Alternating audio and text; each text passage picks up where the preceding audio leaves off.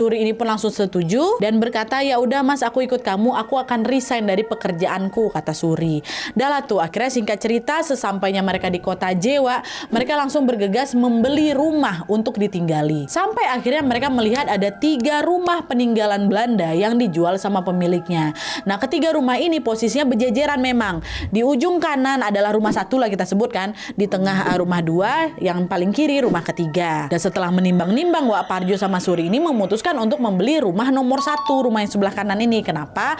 Karena dibandingkan dengan rumah nomor 2 dan nomor 3 ini, Wak, rumah nomor 1 ini memiliki kebun belakang yang luas sekali.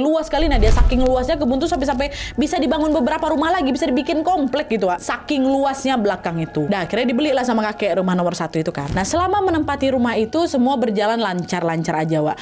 Meski memang tergolong rumah kuno, mereka tidak pernah mengalami gangguan mistis sama sekali. Mereka berdua nih. Alih-alih teror mistis, Wak, di rumah itu Suri justru mendapatkan sebuah kabar bahagia karena akhirnya dia hamil dan melahirkan seorang bayi perempuan yang diberi nama Santi. Nah, Santi ini siapa? Tadi lah tuh budenya Caca yang aku sebutkan di awal tadi. Nah, setelah melahirkan Santi, Suri ini pun tiba-tiba kepikiran buat kembali bekerja lagi, Wak. Akhirnya dia bilang lah kan ke suaminya, Pak, boleh nggak aku kerja lagi? Aku bosan kalau misalnya di rumah terus, aku pengen punya aktivitas yang produktif lah gitu.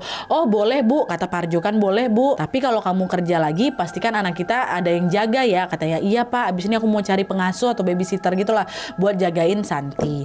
Dah akhirnya Suri pun segera langsung mencari pengasuh atau babysitter hingga akhirnya dia mendapatkan seorang pengasuh bernama Mbak Wati.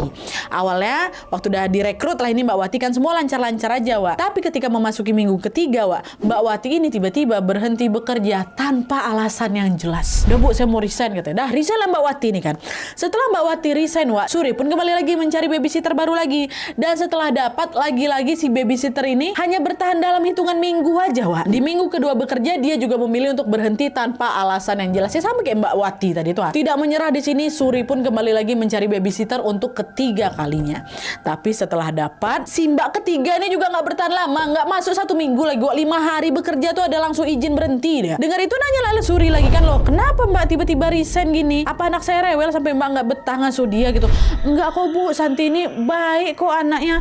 Tapi mohon maaf Bu ya, saya nggak betah tinggal di rumah ini, hawanya panas. Dan entah kenapa perasaan saya juga sering nggak enak. Rasanya ada sesuatu yang janggal lah Bu sama rumah ini, kata si Mbak ketiga nih. Mendengar itu Suri tuh nggak langsung percaya, Wak. Dia nganggap si Mbak ini cuma cari-cari alasan aja nih supaya dia bisa cabut gitu kan. Orang selama kami tinggal di sini kami nggak kenapa-napa kok, pikirnya Bu Suri ini. Akhirnya Suri pun mengizinkan si Mbak ini keluar tanpa berpikir macam-macam, Wak. Nah,